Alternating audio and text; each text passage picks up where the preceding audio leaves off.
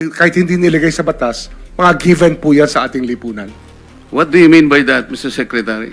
Kasi wala nga sa batas yung ano. Wala yung, nga sa batas. Yung Then, requirements ano ilalagay mo sa batas? for admission to the witness protection. Ang restitution is not part of it. Yes, it is not. Oh, pero hindi ho nangangahulugan na hindi namin pwede i-layout yan. I think that it's just right.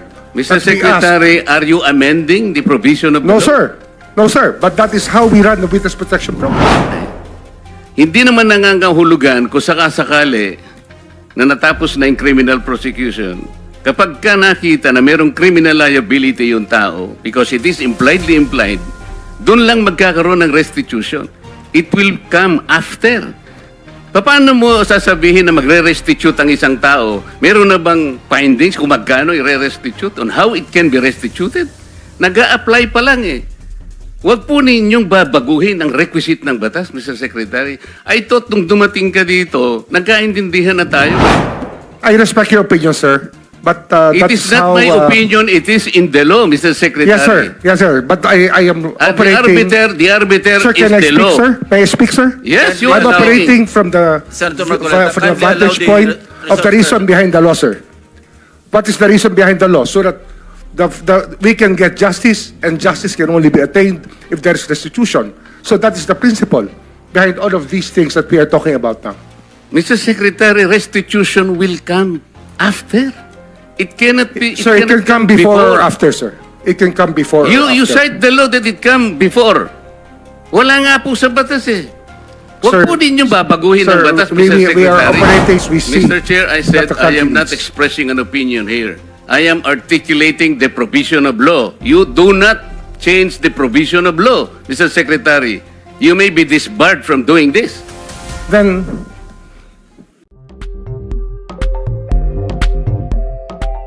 Kung sinasabi na widespread according to ICI, yung Independent Commission for Infrastructure, na meron daw po empleyado ng DPWs na pinagsisira po yung mga dokumento, ito po ay parang itinatago, Mr. Chair. Ang tanong ko po kay Secretary, ito po ba ay makakasuhan na rin ngayon dahil mukhang malinaw pa sa sikat ng araw na may tinatago, removal, concealment at destruction po ng mga documents, Mr. Chair? yes, sir. We can file the cases immediately. So, marami po yata ang violation nito, Mr. Chair. One last question for the Secretary. Falsification din po ng public officer or employee under Article 171, violation of PD 1829, at saka violation of Republic Act 9470. So, lahat po ito, ikakaso po, ikakarga po ito. Pwede po ikarga. Depende po sa facts of the case lang, sa mga allegations natin at sa ating ebidensya. Na-identify nyo na rin, Mr. Chair, nasabi na po ba sa inyo ng ICI kung sino pong tao na ito? Hindi pa ho, ang ICI po kahapon lang kami nagsimula makipag-usap sa kanila. Pero in due time po, tomorrow po ako mag-a-appear sa ICI. Maraming salamat po, Mr. Chair. Thank you, Interjection, Mr. Secretary. Chair, with the indulgence of the Yes, Vice please. Chair. Salamat, Mr. Chair.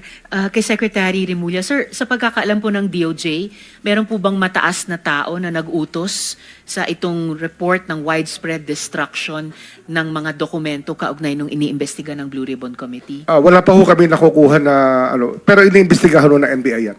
Salamat, Sec. And may mga crucial documents ba na nawala na sa atin, both sa department at sa Blue Ribbon? Usually ho, redundant naman ang documents eh. Redundant yan. So I think that we can still establish those documents, at least the duplicates of the documents will still appear. Aasahan po natin na may copies pa, may duplicates pa. Yes, sir. Yes, Salamat, Secretary. Salamat po, Mr. Chair at Vice.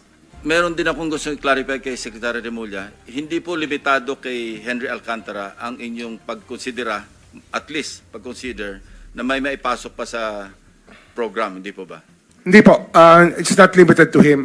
As the hearings go on, we will evaluate everybody and the value of the evidence that they can present. At saka syempre po yung vantage point kung sino talaga makakapagturo sa mga salarin, kung ika nga. So pwede rin pong matanggap sa Witness Protection Program ang mag-asamo Diskaya, pwede rin si Bryce Hernandez, as maski sino sa mga resource persons natin, depende sa inyong evaluation. Opo. At sa ngayon po, we can, if they apply, we can consider them protected witnesses already. Pwede na namin bigyan ng security. ang mga nag-a-apply.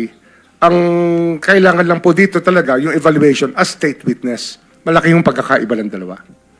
Maraming salamat po Mr. sa Chair. inyong pagpapaliwanag. Mr. Chair, may pahabol lang po ako kay Secretary Remulla. Mr. Chair, di po ba ang sinasabi, is it true, pag ikaw po ay naging state witness, absuelto ka na po doon sa kaso wherein kasama ka? I mean, just point of clarification, Mr. Chair. I'm not a lawyer, so pakipaliwanag nga po. As a state witness, hindi ka na po matcha-charge sa kaso na yan. Tama po ba ito? Kung na-charge na po, pwede ho ma-discharge ng court. Pero pwede rin ho hindi namin i-charge. At ang i-charge namin yung mga tinuturo po ng state witness. Kung siya po ay maging state witness. At sa aming, ang mahalaga po dito, yung magiging agreement ng DOJ sa magiging state witness, ay hindi ho sila magva-violate ng mga patakaran na nakalagay po sa Memorandum of Agreement between the state witness and the Department of Justice. So this is one way, Mr. Secretary, Mr. Chair, na mapapanagot po natin, aabutin po natin yung pinakamataas dito, Mr. Chair. Yun po yung ideya. The higher up the food chain, the better. Kasi yun po yung gusto natin mangyari dito at managot po. Yung dapat managot. Kasi dapat po matuto na po ang bansa natin. At hindi na ho talaga tangkapin yung ganito mga gawain ng mga leader natin. Yun po yung ating gusto mangyari. Mr. Chairman, I'm sorry. Yeah, Mr. Chair, one last question for the Secretary. Nabigyan na rin po ba kayo ng abiso ng Pangulo na wala pong sisinuhin because yun po yung press statement niya, kamag-anak, kaibigan, kaalyado, wala pong sasantuhin. Were you given that instruction already, Mr. Chair? Opo, ayan po ay malinaw na malinaw sa aming usapan.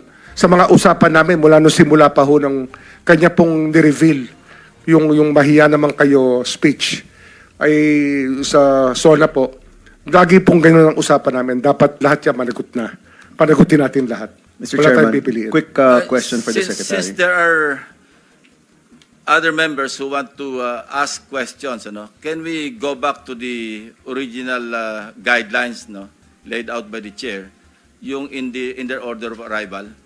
So kung may tanong, may tanong si Senator Pangilinan, siya po nauna rito, papayagan po siya magtanong. Kung wala naman, para makapagtrabaho na rin kayo, pag-evaluate ninyo, susunod-sunod rin na lamang. Senator Pangilinan? Yes, no, just a manifestation that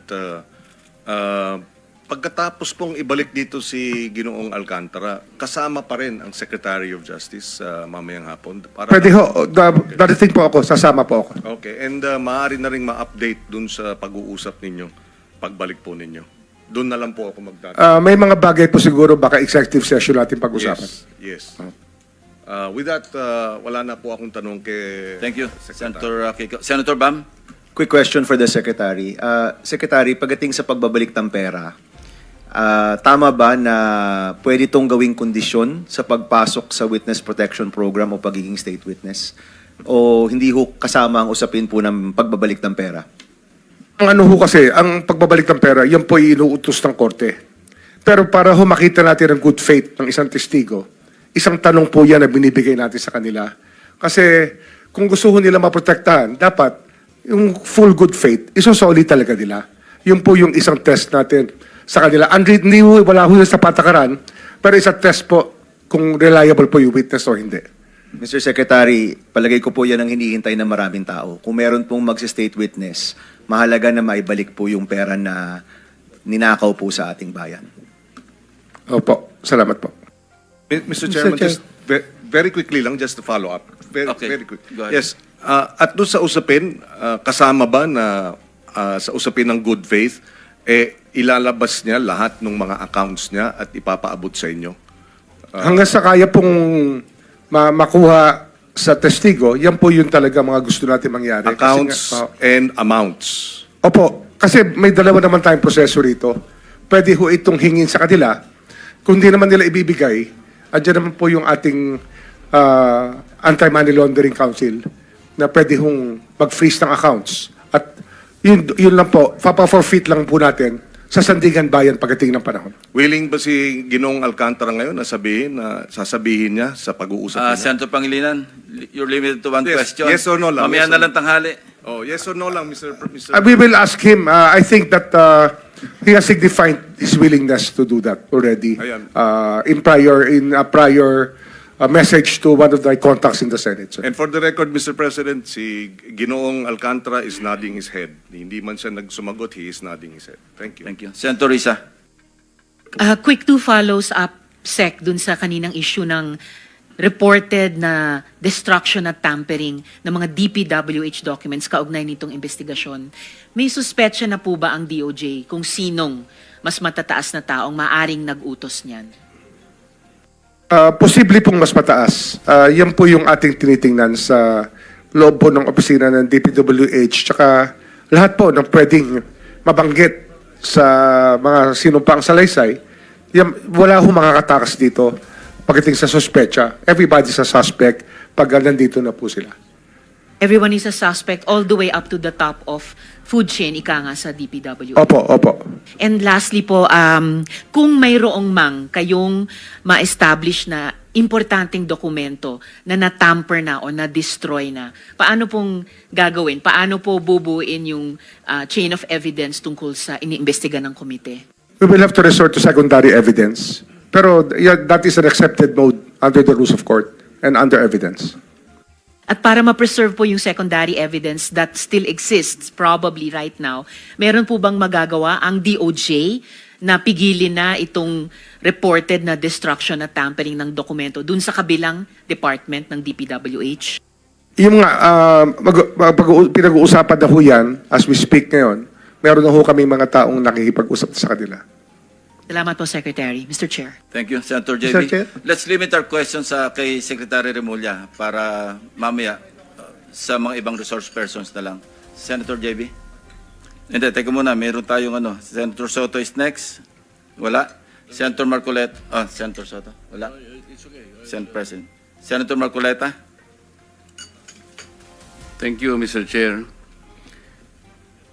Mr. Secretary, a couple of days ago, in the last hearing when you were here, we somehow settled the issue that restitution is not a requisite for an applicant to the WPP. Is that correct? It's not in the law. But sa akin ko kasi, hindi lang po batas na nagdidictate dito. It's also what is morally right, what is expected of us. Yan po kasi, kahit hindi nilagay sa batas, mga given po yan sa ating lipunan. What do you mean by that, Mr. Secretary? Kasi wala nga sa batas yung Wala nga sa batas. Yung Then, ano requirements ilalagay mo sa batas? for admission to the witness protection. Ang restitution is not part of it. Yes, it is not. Pero hindi ho nangangahulugan na hindi namin pwede i-layout yan depending on the case. Mr. Secretary, I am still in the stage where a particular applicant wishes to apply under that program. And there is a process. In the process, restitution is not one of the requisites. Is that correct? Opo, pero if it's in terms of this Teka case muna. being a financial crime, sir, this is a crime against the Mr. Secretary. financial status of the Filipino people, of the Philippine Republic. I think that it's just right. Mr. that we ask- Secretary, are you amending the provision of the No, law? sir. No, sir. But that is how we run the witness protection program. As a lawyer, Mr. Secretary, may I ask you, in a criminal prosecution, the civil liability is impliedly instituted. Is that correct? Of course. Kaya nga eh. Hindi naman nangangahulugan kung sakasakali na natapos na yung criminal prosecution. Kapag ka nakita na mayroong criminal liability yung tao, because it is impliedly implied, doon lang magkakaroon ng restitution. It will come after. Paano mo sasabihin na magre-restitute ang isang tao? Meron na bang findings kung magkano i-restitute on how it can be restituted? Nag-a-apply pa lang eh. Huwag po ninyong babaguhin ang requisite ng batas, Mr. Secretary. I thought nung dumating ka dito, nagkaintindihan na tayo eh. Kaya nabablar ang proceedings natin eh. Kaya nga kinote ni, siguro, ang chairman kanina gusto kong ituloy ito. Sinabi niya, nagpa-interview siya, na goodwill and sincerity should be done para i-test. Pwede ba yung ganito? I respect your opinion, sir. But It that is is not how, my opinion, it is in the law, Mr. Secretary. Yes, sir. Yes, sir. But I am operating. The arbiter Sir, is can I the speak, law. sir? May I speak, sir? Yes, you I'm are operating from the Senator Marcoleta, from the kindly allow vantage the point of the resource reason behind the law, sir. What is the reason behind the law? So that we can get justice, and justice can only be attained if there is restitution. So that is the principle behind all of these things that we are talking about now. Mr. Secretary, restitution will come after. It cannot be. Sir, it can cannot come before or after, sir. It can come before or You after. cite the law that it come before. Wala nga po sa batas eh.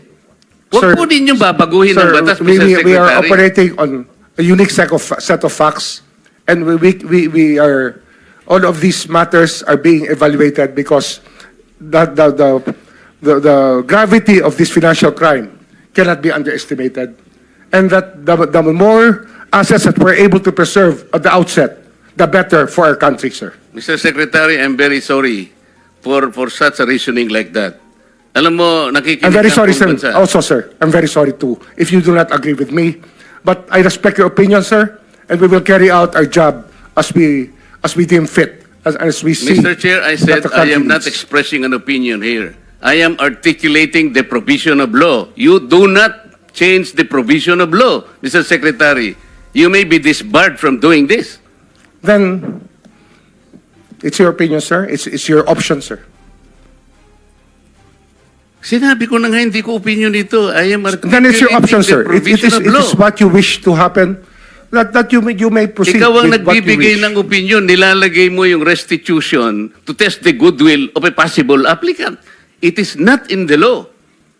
Unless you are able to point out the provision of law that it come before. Hindi ganun eh. Sabi mo na nga, and we admitted, impliedly instituted ang civil liability, but this will come eventually after the court has pronounced kung magkano ang ibabalik niya kung meron man. Not before. Thank you, Mr. Chair. Are you done, Senator Marcoleta? Thank you. Okay. So next in line is Senator Padilla. Please limit your question kay Secretary Remulla. Apo, gusto ko lamang pong sabihin kay Secretary, pangalagaan na lang po si Engineer Henry Alcantara. Yun lang po. Opo, salamat po. Thank you. Senator De La Rosa. Thank you, Mr. Chair. Point of clarification lang ito sa akin, Mr. Chair, dahil ito mga diskayas, para mukhang nagbigay na ito ng affidavit in the previous hearings. Gusto natin na may resulta kaagad ito investigation natin. Baka pwedeng isama na rin yung affidavit nila, sir, na evaluate ng DOJ para isang bagsakan na lang yung pagpile ng kaso. Dahil marami sila binanggit na mga pangalan ng mga congressman. As a matter of fact, undergoing evaluation. Undergone by whom, Mr. Chair? DOJ. DOJ on Sir, we met with them already, and we will meet again with them tomorrow. Kasi nawala nga yung kahapon, sir. No? We lost the time yesterday. We were supposed to meet yesterday. Hindi lang po natuloy. Yes, sir. Mr. Chair, just para mas maganda kung isang bagsakan na makuha na sana lahat yan, mapaila na kaagad, Opo. Opo. mas maganda. Thank you. Thank you lang, Mr. Chair. Thank you, Salamat. Senator Rapi. Yeah, Mr. Chair, to Secretary Mulya, wala nga talaga sa batas yung bang magsoli muna ng pera para ikaw ay mapasok sa WPP. Pero kung pagbabasehan natin yung kagusto ng taong bayan, ang galit ng taong bayan, na gusto nilang magpakita in goodwill yung accused bago siya mapunta sa WPP, siguro mas maganda kung sundin natin yung kagusto ng taong bayan, right? Opo. Thank you, Mr. Chair. Mr. Chair, there Yes, is also, Senator. I would like to manifest that hindi ko alam kung nakikinig ho tayong lahat, yung sigaw ng taong bayan na libo-libo sa People Power Monument sa Luneta, hindi lang po ang pagnanakaw, they were also shouting, ibalik yung pera nila. And I believe the Secretary of Justice heard that, and I believe Malacanang heard that. Kaya nga po, dito po sa mga kontraktor, mga opisyal, isole ninyo ang pera ng taong bayan. Hindi po batas ang pinag-uusapan. Wala ho tayong pakialam sa batas. Sometimes, you have to bend the law to be able to please the people. Mas mataas po ang taong bayan sa batas. Am I right, Secretary Remulla? Yes, sir. Mr. Chairman, Thank you, Mr. Chair. Second round, Senator Pangilinan. just to lower the decibels and the stress that comes with high emotions. Si Ginoong Secretary Remulla, si Ginoong Hernandez halimbawa, sinurrender na sa ICI no? Yung ilang vehicles at sinasabi niyang willing pa siyang mag-surrender ng Lamborghini. I mean, that's his voluntary act. If Engineer Alcantara will do the same voluntarily as a sign of goodwill, there is no law that prevents him from doing that. So Opo. therefore, we this restitution issue, while it is the law, does not prevent the government from being broader, mas malawak ang kanyang pag-implementa ng mga programa at mga batas, lalo na pag voluntary ang pagbigay ng mga malalaking, yung mga mamahaling sasakyan, voluntaring ilabas itong isurrender ang mga pondo, etc. Hindi po ba? Opo, sa karakteristan ko kasi, pag inintay po natin yung court judgment na maging final para isurrender po ang lahat, eh baka puti na mga mata natin, wala pa hong nangyayari.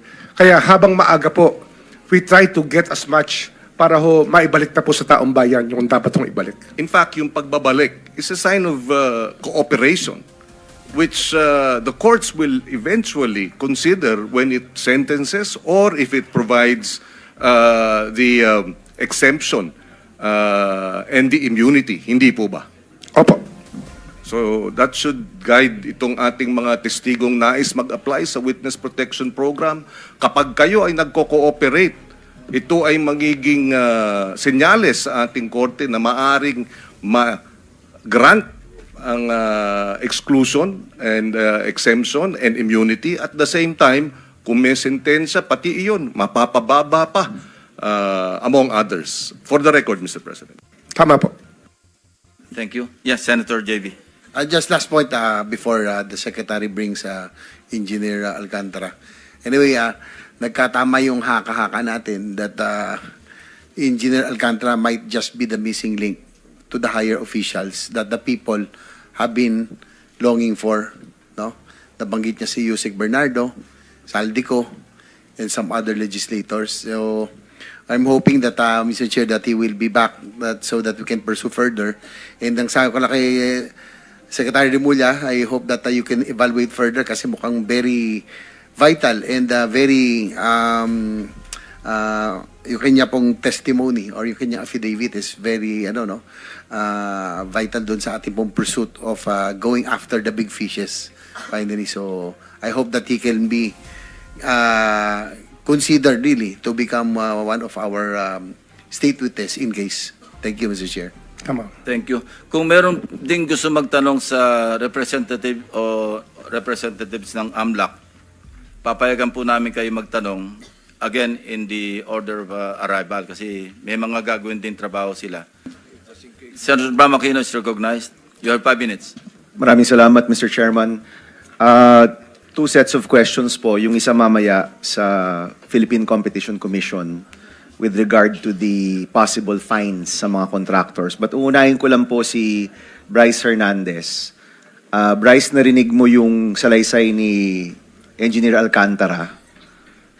Sumasang-ayon ka ba sa pagkakaalam mo sa lahat ng sinabi ni Engineer Henry?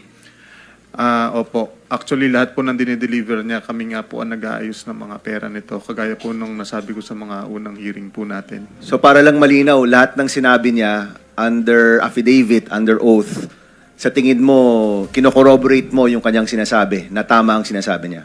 Opo, Your Honor. Meron lang pong ilang na ilang tao na hindi niya nabanggit, pero hindi ko po masabi yun kasi po pakakasuhan din po ako ng libel. Yung mga taong hindi niya binabanggit ay mga taong nakilala mo o alam mong siya lang nakakilala? Si boss po. At saka po, meron po akong knowledge regarding sa pagbababa po niya ng pondo and projects po sa office. Baka po nakalimutan lang ni boss kung banggitin. Sige. Mr. Chairman, I hope we can also put together the testimonies of Mr. Hernandez and Mr. Alcantara na nagmamatch yung kanilang mga kwento. Eventually, we will do that and submit everything to the ICI. No? So kulang, pero tama ang nasabi niya, pero kulang. Yan ang sinasabi mo. Yes po, Your Honor. Alright, maraming salamat. Maraming salamat po. Let me ask the representative of PCC, si Attorney Christian De Los Santos. Are you here? Yes. Attorney De Los Santos. Magandang araw. Morning, Your Honors. Oo. Can you give us an update? Alam ko na Chairman Aguinaldo is pursuing bid manipulation, bid rigging, filing different cases towards the contractors. Can you give us an update there? Yes, Your Honor. So we are already doing our preliminary inquiry of this case. So we are looking at the contractors that were named during the SONA and the other contractors that were mentioned during the Senate Blue Ribbon hearings. So the next step right now is to gather evidence, the bid documents, possible communication exchanges between them. Attorney, ang testimonya dito sa Blue Ribbon ay maaari niyong gamiting ebidensya, tama? Yes, Your Honor. We have So pag inaamin na nagbabayad ako, kapag inaward sa amin ang proyekto, or kapag merong testimonya ang DPWH na finifix nila o nilirig nila yung mga bid dito, nakakatulong yan sa inyong investigasyon? Yes, Your Honor. It helps. Okay. At tama ba na ang multa or fine dito sa bid rigging ay up to 100 million per instance, first offense, 250 million for second offense moving forward? Yes, Your Honor. It's actually up to 110 million, Your Honors, because the amount has been adjusted. Tinaas na? Yes, 110 million and then 110 to 250 and then for succeeding 250 pataas po. Okay, pinag-uusapan kasi natin kanina with Secretary Remulla kung gaano kahalaga na hindi lang makulong yung mga kasangkot kung hindi mabalik rin yung pera. No? Yung Yes. isang paraan, yung voluntary, na posibleng sila na mismo ang magbabalik bilang sign of good faith. Yung pangalawa, pwede rin ito. Tama ba to, Attorney? Yes, Your Honor. So we can impose the fine of 110 million per incident or count of violation. Per incident. Yes. So kung naka-10 kontrata ako, pwedeng 1 billion yon. In fact, more. Baka pwedeng 2 billion yon. Yes, Your Ang Honor. multa sa'yo. Yes, no? Your Honor.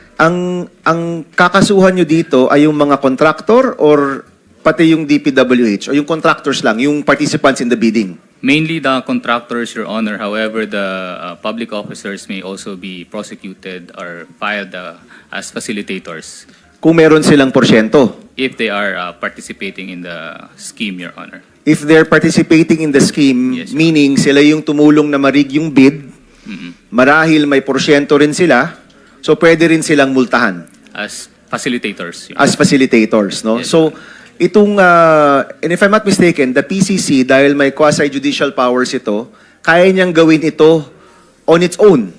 Yes, Your Honor.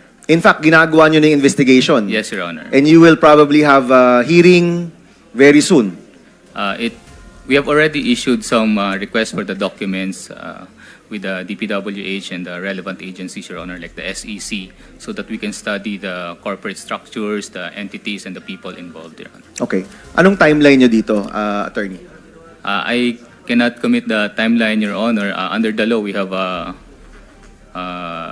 90 days to complete the preliminary part, and then after that, it would depend on the number of entities involved, the complexity of the scheme. Sometimes, iba kasi yung scheme nila, Your Honor, it's not very straightforward. Yes. So we have to look behind that, and then it also depends on the counts of the violation. So some incidents can be straightforward, others are not.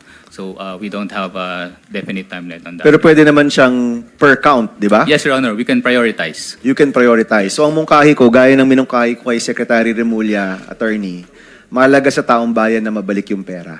Yes. You know, nung isang araw, trillion peso march yun kasi aabot ng trillion peso yung nawala sa kaban ng bayan. So kung may maibalik tayo kahit papaano, malaking bagay yan. Mahalaga yun na mabalik natin yan. So I hope the PCC, as it was created, can really pursue these cases. At alam ko kasi na hindi kayo evidence beyond reasonable doubt. Dito sa mga multa, anong hinahanap lang ninyo? Substantial evidence, Your Honor. Just substantial evidence. And even the testimonies here can already be used as substantial evidence. Yes, Your Honor. So, bilisan po ninyo, galingan po ninyo, at tumulong po ang Philippine Competition Commission dito po sa pagbalik ng pera. No, mahalaga po ito. Naiintindihan po yan ng ating Secretary of Justice. I'm sure kahit po kayo, naiintindihan nyo yan. Yes, Your Honor. Okay. And hindi naman to isang kaso sa lahat, di ba? Ano to? Maraming kaso to sa maraming tao. Yes, Your Honor. Okay. So, meaning hindi natin kailangan hintayin na lahat ng ebidensya ng lahat ng contractor, ng lahat ng kasangkot sa DPWH ay may mabuo. Pwede itong per instance magmulta na kaagad. Yes, Your Honor. So per count po, pwede po natin siyang i-prioritize kung ano yung meron ng evidence, pwede na po natin siyang isampa. Sige, I recommend that you do this quickly, no, para rin sa taong bayan. Maraming salamat, Attorney De Los Santos. Thank you. Thank you, Your Honor. Mr. Chairman, that's for my first round. Yun na muna po. Thank you very much. Senator Erwin Tulfo is recognized. Thank you, Mr. Chair. Meron po ba representative ng Department of Public Works and Highways dito? Yung current po, hindi po yung mga nasibak na, yung mga nasa posisyon po. Yung representative po ni Secretary Vince Dizon? Okay.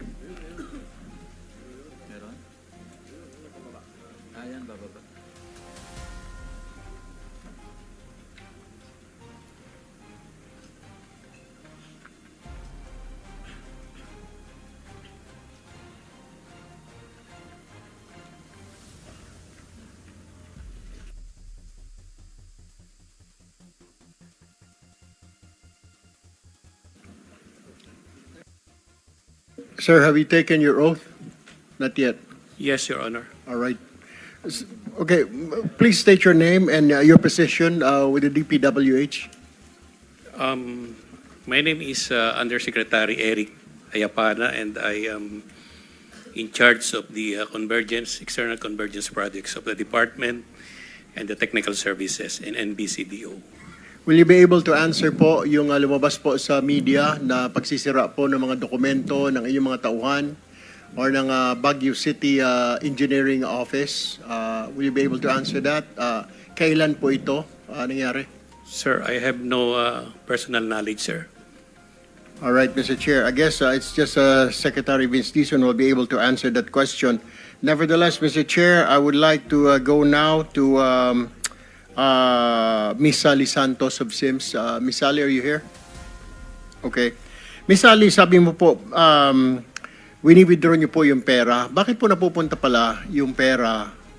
Ba't po napupunta yung mga bayad sa proyekto sa inyong account?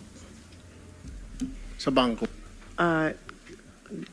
Kasi po yung mga project na sila Bryce po yung gumawa. Sabi po, tinatransfer po doon sa account ko yung mga pera na yon. Tapos, dinideliver ko po sa kanila. Magkano po yung pinakamalaki na wini-withdraw ninyo sa bangko? 457 million po yun. 457. Hindi po ninyo kailangan ng armored truck noon kung ganun kalaki na masyado? Kailangan na po ba ng armored truck? Hindi naman po kasi, minsan po kasi, dalawang hati po. Tapos sinasakay ko lang po sa sakyan po. Saan po nilalagay po yun? Sa sako? Sa duffel bag? Hindi sa bag? po, sa mga kahon po, sir. Kahon. Galing po sa bangko, ibinibigay sa inyo nakakahon na.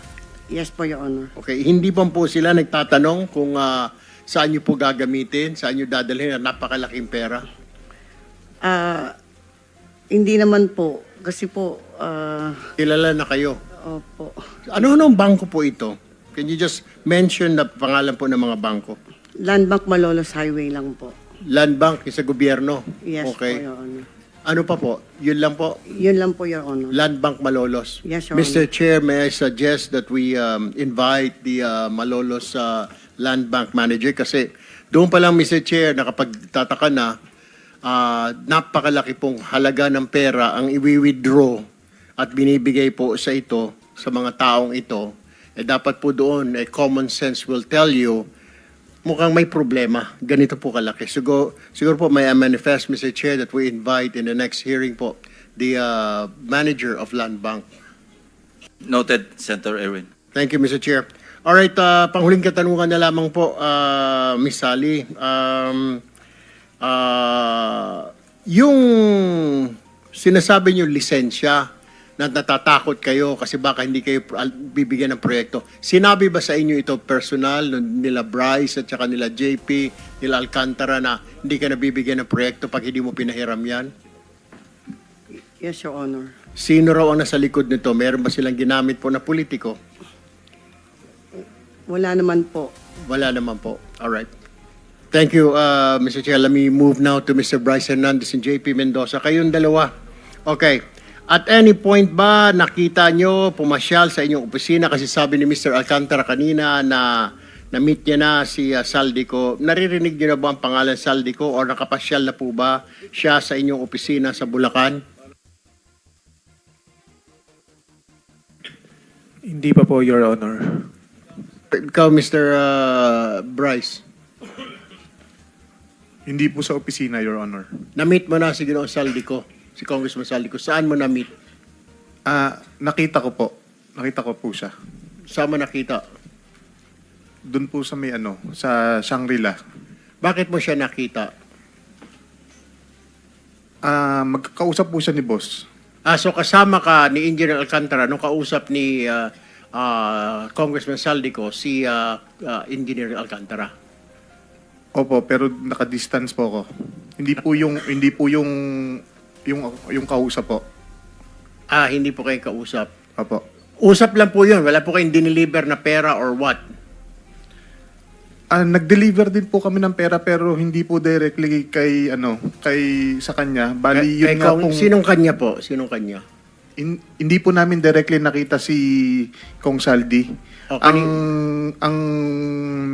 Ang pinakausap po sa amin yung tao niya pong pangalan ni Paul. Paul. Okay. So a certain Paul na tao ni Kong Saldi. Opo, Your Honor. Ang inabutan nyo ng pera. Opo. Sa pagkakaalala, alam mo, magkanong pera yung inabot mo doon sa tao ni Kong Saldi na si Paul? Maraming maleta po ng pera yon, Your Honor. Tingin ko po, billion po yon. Bilyon? Opo. Saan nyo sinakay yung bilyon? Sa mga van po, kung di po ako nagkamali, mga 6 o 7 van po yung gamit namin nun. 7 van. Pagdadala. Bakit? Ilang maleta ba yung ilang bilyon na yon? Ang laman po ng isang maleta, nasa 50 million po. So ilang maleta lahat-lahat yun? Estimate mo at pagkatanda mo? Mahigit po sa 20 maleta, Your Honor. At 50 million. Opo, Your Honor. So mga 1 billion po yun. Tama po ba? Opo, Your Honor. Saan po dineliver ito? Yun nga po sa meron nung una po, doon po sa basement po ng Shangri-La. Shangri-La Hotel? Opo. Saan Shangri-La po? Dalawa po. Sa, Tatlo po Shangri-La ito. sa BGC po. Sa BGC, sa basement. Opo. So, paano ho? May kotse ba tumapat sa van ninyo? May mga van to van? Wala po, sir. Kumbaga, diretso po siya sa elevator, paakyat po doon sa penthouse. Kinarga po ninyo sa penthouse? Sa pinakataas po. Actually, yung isang kasama po namin na si Engineer Paul, nakarating po siya mismo doon sa loob nung Penthouse? doon sa taas. So, yung 20 maleta na yon ay sa penthouse ninyo i-deliver sa Shangri-La? Yes po, Your Honor. Alright. Bukod Now- po sa Shangri-La, nagdadala rin po kami sa Valle Verde. Valle Verde din po, bahay din po ito ni Congressman Saldico. Kagaya nga po nung sinasabi ni Boss Henry kanina, nung unang, kung hindi po ako nagkakamali, unang 2 taon sa Shangri-La po. Nung mga sumunod na taon, puro sa Valle Verde, 6 na po.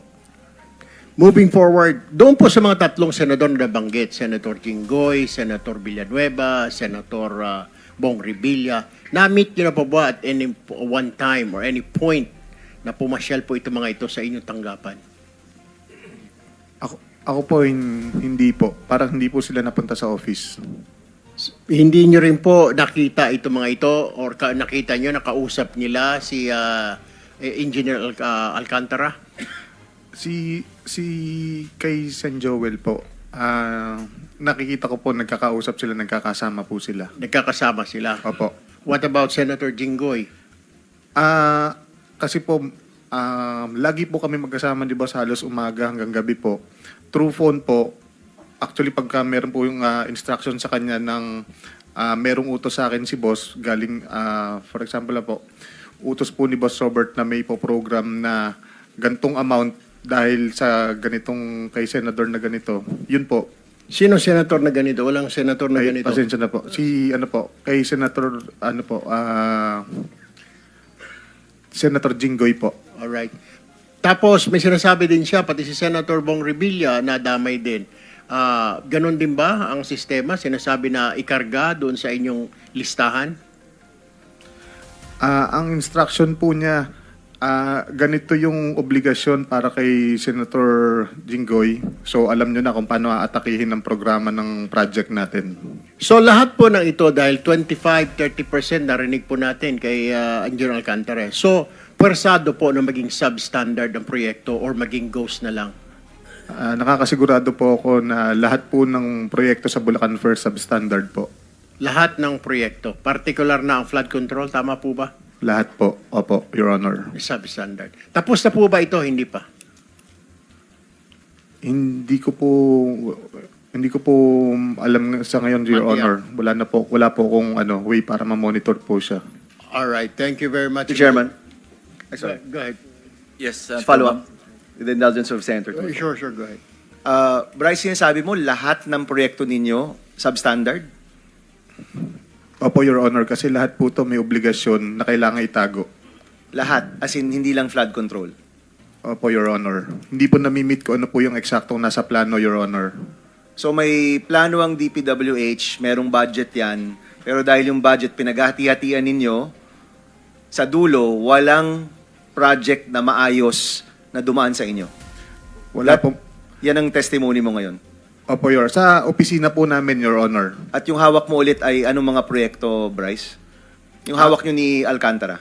Meron pong mga flood control structures, meron pong mga building, meron pong mga kalsada. Pati Your classroom, Honor. kasama dyan, no? Kasama po, Your Honor. So lahat yan substandard. Opo, hindi po tumatama sa plano na nakadesign talaga para dito. Meron ba kayong proyekto na walang porsyentuhan? Na maayos, na matino? Meron ba? Wala po, Your Honor. Wala.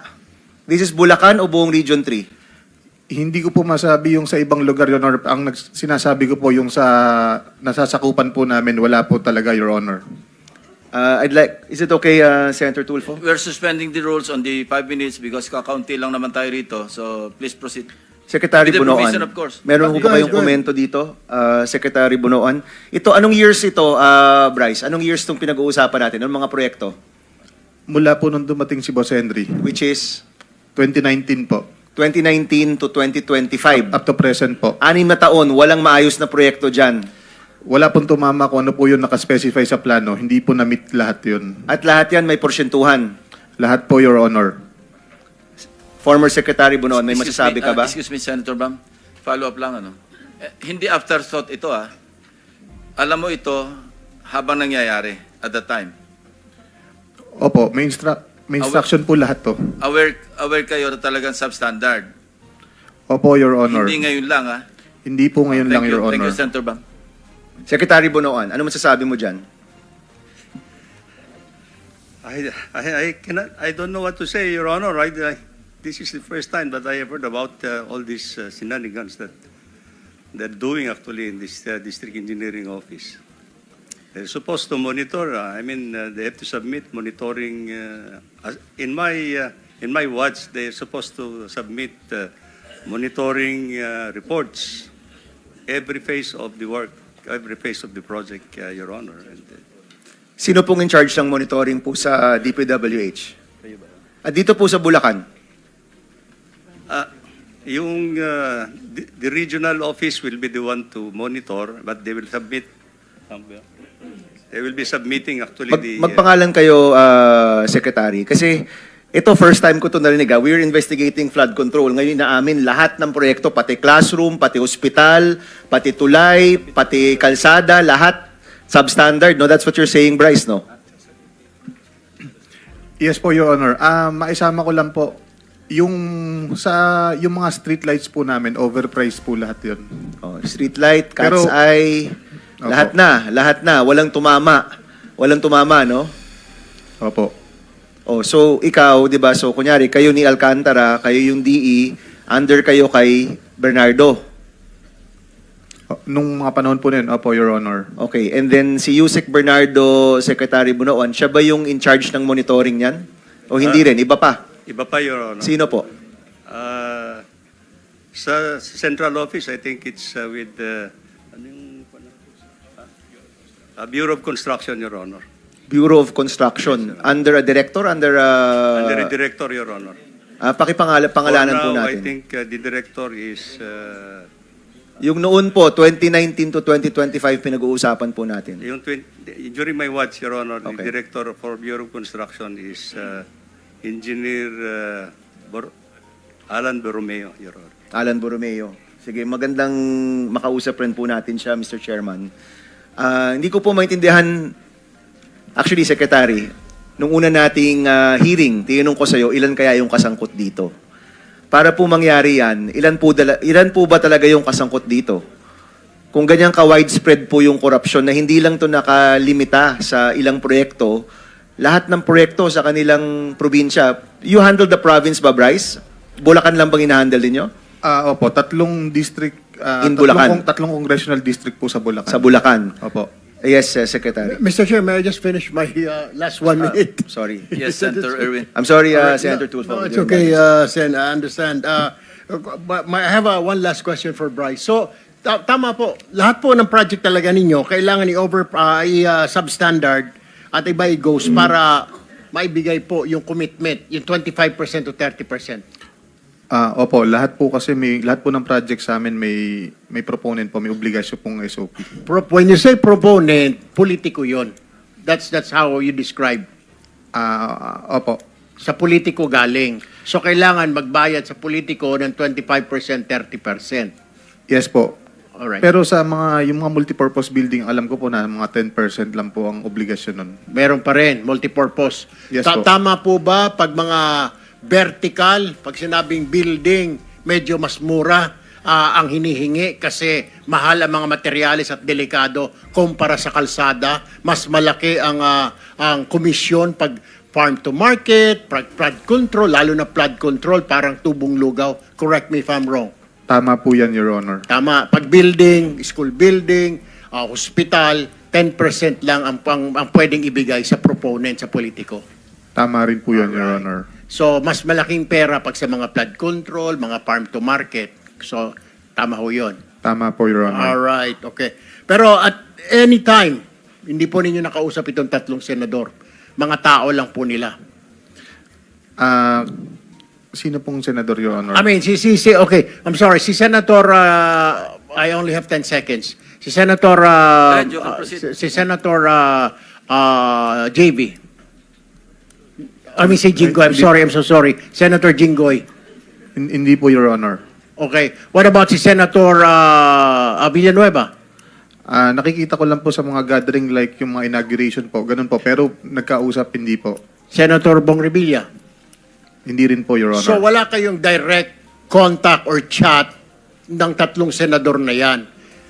Pero pag nag-deliver na po ng pera si Engineer Alcantara na po ang nagde-deliver. Opo, pinapadaan po yung pera po na obligasyon daw po para sa mga senator, pine-prepare namin, tapos bibigay po namin kay Boss Henry. Si Boss Henry po ibibigay po kay Boss Robert Bernardo. So, hindi talaga kayo nagde-deliver doon sa mga tao na yun. Kundi, kinakamada lang ninyo, ito para kay ganito, itong kamada na ito, itong kamada na ito para kay ganon. Ganon po ba? Tama po, Your Honor. Alright, may listahan. Mayroon So, po, Your Honor. si Engineer Alcantara nakakaalam na lahat kung kanino na pupunta yung mga kinakamada ninyo. Opo, actually, sa amin niya din po pinapadala sa mga driver din po namin. Siya lang po nagbibigay ng instruction kung saan po dadalhin. Mr. Chair, may I also manifest to invite the drivers of DPWH sa Bulacan First District para malaman po natin kung saan bahay dinideliver, kaninong bahay dinideliver yung mga pera na yan, Mr. Chair. Do you have names? Do we have names? Yes po, pwede ko pong ibigay ang mga pangalan. Nandito na ba sila? I believe, Your Honor, wala po sila ngayon dito. Mr. Chair, they were invited but unfortunately I think they're not here. Si Mr. Andre Balatbat, driver ng First Engineering District. Sila po ba ay nagde-deliver din? Si Ginoong Andre Balatbat. Opo, Your Honor. Nagde-deliver siya. Si Mr. Christian Santiago, driver din po ng inyong pusina. Nagde-deliver din ba siya? Opo, Your Honor. So itong dalawa, itong dalawa, Mr. Chair, did not show up. Bagamat inimbitahan po natin. Yeah, papasupin na lang po natin. Susunod. All right. Mr. Chair, I have one last quick question na lamang po sa PCCI. PCCI, are you here? I mean PCC, I'm sorry, PCC. Yes, Your Honor. Okay. Sir, trabaho po ninyo mag-imbestiga. Yes, Your Ano po, Honor. Pag dapat pantay, malinis, yung mga bidding, competition po, tama po ba? Yes, Your Honor. Pero at any point sa mga bidding po ng DPWH, whether district, region, or main office, wala kayong representative to observe. Wala po kayong gano'n. Hindi po kami authorized under the law na as observer. Yun lang po, Mr. Chair, I would like to manifest since we're conducting this hearing in aid of legislation. Marami po tayo nakikita mga butas dito, kagaya po niya, paano niya ma-observe kung pinagbabawal po siya ng batas, puro imbestiga lang. Ang problema po ito mga agencies na meron tayo, PICAB, PCC, lahat po ng mga ito proactive. Ibig sabihin, reactive na lamang po.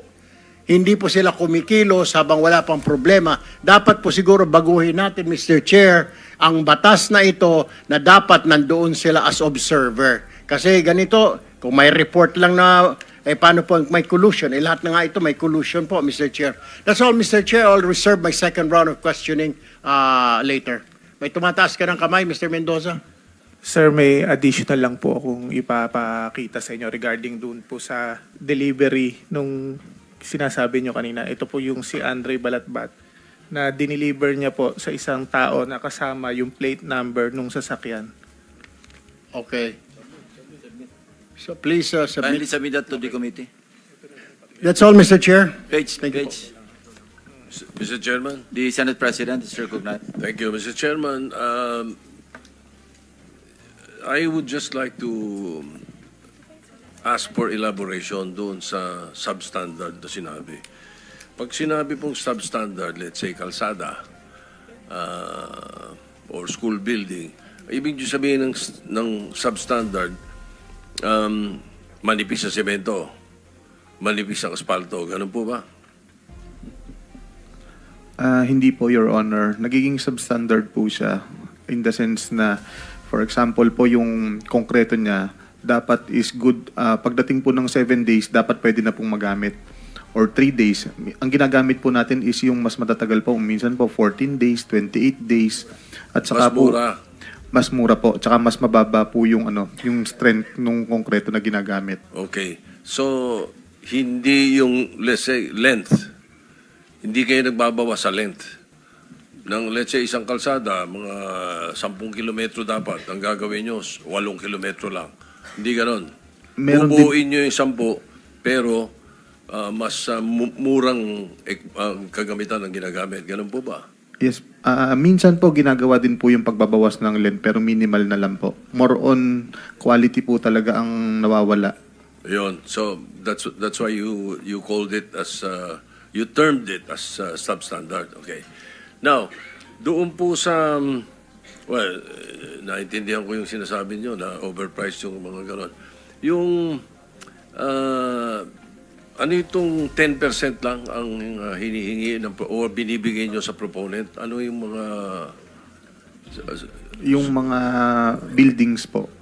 At saka yung mga... Multipurpose buildings? Yes mga po, ganon. multipurpose Okay. buildings, school buildings, Okay. mga roads So, po. kung 10% na lang yung inaawas doon, paano nagiging substandard pa rin? Di ba mas hindi na masyadong substandard?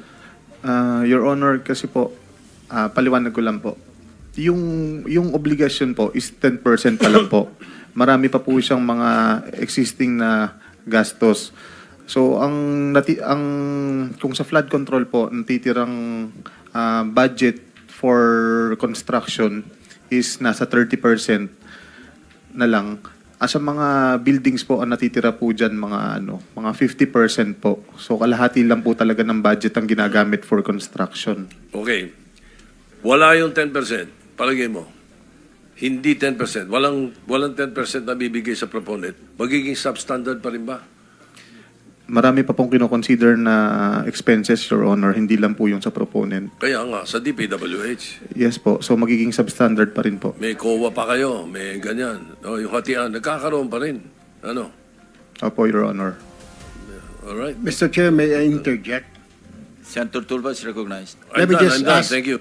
Let me just ask po, Mr. Fernandez, Bryce, sabi mo, yung building ay substandard. Tama po, naging substandard. Opo. So are you saying, I don't know, maybe the former secretary of DPWH can answer me this or anybody from DPWH. If the building is substandard, sir, so ibig mong sabihin, paano pag nagkaroon po ng earthquake, how safe are we in government infrastructures now? Lalo na po yung mga gawa ninyo sa Bulacan. Paano pag tinamaan ng earthquake kayo dyan, intensity 5, intensity 6, mamamatay, lalo ng mga eskwelahan, mamamatay ang mga bata sa ospital natin, madudurog at guguho ang building? Is that what you're saying, Mr. Bryce? Your Honor, ang ibig sabihin ko po ng substandard, hindi po nila nasunod ko ano po yung nasa plano. Exactly. Opo. So, kasi po ang ginagawa po... No, pero yung tibay, engineer po kayo. Yung tibay, satisfied ka ba do sa tibay? Because substandard po. Yung semento, yung bakal na ginagamit, maliliit. Hindi ba delikado po yun pag nagkaroon tayo ng earthquake? Pag nagkaroon tayo ng, Diyos ko po, hindi lang dapat itong investigasyon natin, Mr. Chair, sa Bulacan nakasentro, kundi sa buong Pilipinas. Baka malay mo, magka-earthquake. Sabagay, ito, matagal na itong Senado na ito. Mukhang hindi pa corrupt yung mga tao dati noon. Ngayon lang, bago na lang yata ngayon. So, are you saying, how safe are those buildings that you constructed in Bulacan? How safe it is? Hanggang anong intensity ang kaya niyang bago siya madurog? Your Honor, i-explain ko po. Sige. For example po, hospital, meron pong planong ginagawa ang Department of Health na susundin po natin. So, ang ginagawa po natin, sinusunod po natin to kung ano yung gusto nilang plano. Pero ang ginagawa po namin, binabago po yung plano. For example, nilalakihan po namin yung mga foundation sa plano lang po at sa program. Pero sa actual, hindi po ito. Sinusunod lang po natin kung ano po yung design nung agency na plano nila. Yun lang po. So merong structural deficiency kung tawagin. Tama po ba? Kasi kung hindi mo susundin, sabi ng DOH, ito ang sundin mo, ganito kalaking poste, ganito. Hindi nyo susundin dahil plano lang yun. So, will you agree with me, meron na kaagad structural defect yun? Huwag mo sabihin, wala kung, how will you do, paano mo explain na substandard kung wala kang i-adjust? Saan mo i-adjust? Your Honor, yung kung ano po yung plano na pinagagawa ng, for example, ng DOH, yun po mismo yung ginagawa natin. Pero ang program po na ibinibid natin sa opisina is mas malaki kumpara po dun sa pinagagawa nila. Para meron naka-bloated po siya, so meron pong pagkukunan po ng expenses, kagaya po nung proponent. So, ibig mo sabihin, doon pa lang bago mag-bidding, bloated na yung presyo yung proyekto. For example, proyekto ng isang school building nasa 50 million, gagawing magkano yun? 60 million. Tama po, Your Honor. Para yung 10 million ay para sa mga proponent, lahat ng panggastos na sinasabi mo. Tama po, Your Honor. Pero so far, hindi naman nagdedelikado ang mga Pilipino na gawa ninyo, lalo ng mga taga Bulacan, baka nagkaroon ng earthquake, harinawa, wag naman, magkaroon ng 6 magnitude na earthquake bukas dyan sa Bulacan, hindi mamamatay yung mga estudyante, hindi mamamatay yung pasyente sa mga ospital, eskwelahan na ginawa ninyo? Hindi naman po sana, Your Honor. What do you mean hindi sana? Hindi ka sigurado kung gaano katibay ang tinayo ninyo nila Alcantara na yung building? Ikaw, Mendoza, ikaw yung project engineer. Will you guarantee us today na matibay pag nagkaroon ng intensity 5 na earthquake, yung mga building na tinayo ninyo dyan sa Bulacan ay hindi maguguha at hindi mamamatay ang mga estudyante, yung mga pasyente sa ospital hindi mamamatay? Yes, Your Honor po. Will you guarantee that? Yes po. Bakit mo nasasabi na guaranteed na hindi siya guguho? Yung ini-explain po kasi ni Engineer Bryce, kumbaga, kung ito po yung standard po natin na plano, ang nangyayari po, kung ito yung binigay ng DOH, kung halimbawang 2x2, sa program po yon magiging 4x4 para yung gastos po sa proponent, sa opisina, sa bidding, kumbaga ma-cover po natin yung mga gastos. Sana nga ganun, sana nga dinodoktor niyo, pero just the same, yung pandoktor ninyo doon, pwede pang magasto sa ibang proyekto, sana dito sa Pilipinas. Pero hindi, napupunta lang sa bulsa ng mga proponent, napupunta sa mga panggastos. Thank you, Mr. Chair, I'm done.